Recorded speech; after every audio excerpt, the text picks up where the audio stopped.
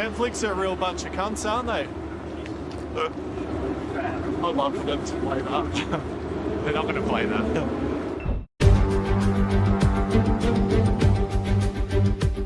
One of the best things to happen to F1 in recent years was Netflix's Formula One Drive to Survive. The unparalleled access to the high-stakes danger, politics and drama of motorsport's top-tier competition pulled in fans and newcomers alike to the sport. Season 2 saw the dramatic highs and lows of all 10 teams on the grid, but the chaos of a global pandemic in 2020 couldn't have scripted the carnage, surprise and entertainment we're all about to witness in Drive to Survive Season 3. Well, as we know, the Formula One season did get underway. This meant that despite months of uncertainty around whether or not it would be accompanied by a third season, Drive to Survive was shot and completed during the reshuffled 6-month season. Season 3 of Netflix's Formula One documentary series is likely weeks away at this point. F1 broadcaster Will Buxton actually uploaded a video to his personal YouTube channel that sheds light on how the production team was able to make it happen despite restrictions to proximity and travel brought on by the pandemic. If you've never watched Drive to Survive, what the hell were you doing? It's best quality of access that's ever available to us to the notoriously secretive F1 squads with filming crews embedded into a few of their garages across different race weekends. Obviously, each team's need to keep a close-knit bubble of personnel to limit outside contact made Netflix's ability to simply drop in on a given weekend impossible. Rather, as Buxton says, members of the Drive to Survive staff had to live with the teams they were covering. That last point speaks to a few images Buxton shares in the video, where Netflix documentarians are actually wearing the colors of the F1 team they're following while on the job. If you watched a number of sessions and content from the paddock last year looking for Netflix's people, you may not have realized they were right there in plain sight, merely clothed like team personnel. In terms of general filming, Buxton says that aspect of the process actually wasn't altered too significantly for Season 3. Mic and camera operators simply had to work from a slightly greater distance than before. In the case of eavesdrop paddock conversations, they'd typically be recording from further away to begin with, so this wasn't a massive change. If you're a photography or videography buff, you'll appreciate Buxton's tips on how to suss out who is the part of the live F1 broadcast crew versus the feature crew, based on the gear they're carrying.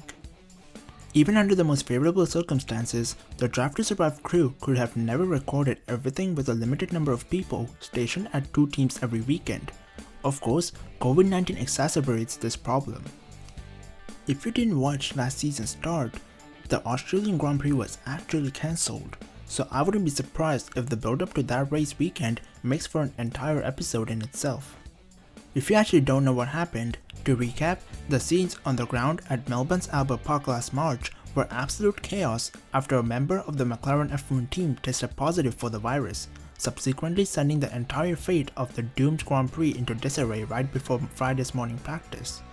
It was frustrating for everyone involved at the time, and so it'll be entertaining to watch it play out again. The season did finally get underway in an ultra-compressed fashion come July, with the first race kicking off at Austria's Red Bull Ring. The rest of the season was basically just chaos, with 17 races across 14 different circuits, with newcomers to the sport such as the notorious Nürburgring and the undulating Portimao track will also be the episodes that you should look out for. Some events which will hopefully play out on screen include Pierre Gasly's unexpected win at Monza, Renault's protest of the pink Mercedes, Hamilton shattering some minor records set by Michael Schumacher, and Romain Grosjean's fiery crash. So what can we expect from Drive to Survive? Well, the biggest story going into the 2020 F1 season was the story that's been dominating our lives since early 2020, the global pandemic and its effect on every sport including F1.